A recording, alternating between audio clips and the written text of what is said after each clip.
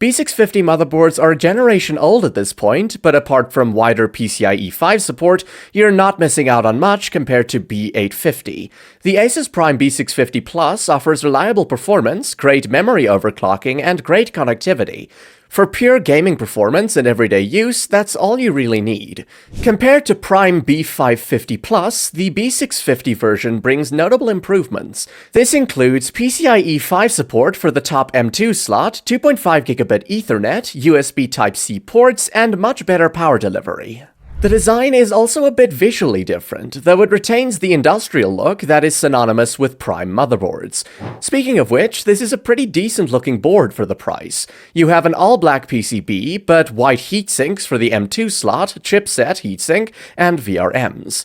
The rear I/O cover isn't the biggest, but it does a decent job of hiding some of the rear ports. For the physical configuration, you have two PCIe 4.0x16 slots, two M2 slots, top one is PCIe 5.0, and four SATA ports. Memory support consists of 4 DIMM slots with support for up to 192GB of DDR5 memory at 7,600 megatransfers per second with overclocking. RAM overclocking is very good here, thanks to the board's easy-to-use BIOS and overclocking profiles. General performance is also rock solid thanks to the robust 12+2 phases for the power delivery setup. Surprisingly, this board is capable enough to even handle chips like the Ryzen 9 9800X3D, even with light overclocking. While overclocking certainly won't compare to X870 or X870E chipsets, you do get a bit of room to push your CPU past its factory limits.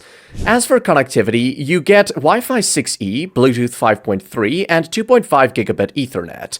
The board features a USB-C port, though it's not USB 4. Instead, you get a USB 3.2 Gen 2 Type-C port, 5 3.2 Gen 2 Type-A ports, and 2 USB 2.0 ports. The lack of USB 4 is obviously a slight drawback for those who care about high-speed file transfers, but it won't affect your everyday gaming needs. The closest competitor to this board is the MSI B650 Gaming Plus. It has a great stealthy design, a slightly better VRM setup, and reliable memory overclocking. Unfortunately, the MSI board is a bit pricier and doesn't feature PCIe 5 support. Even if that doesn't matter much to you, the ASUS board is of better value because of the low price.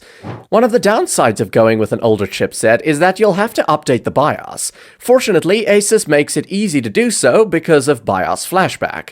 Other than that, this is a rock-solid board with great performance and sufficient support for overclocking.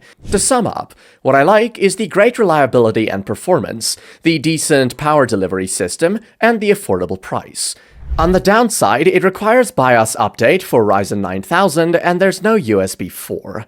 Thanks for staying till the end. Remember, you can check current prices in the description below.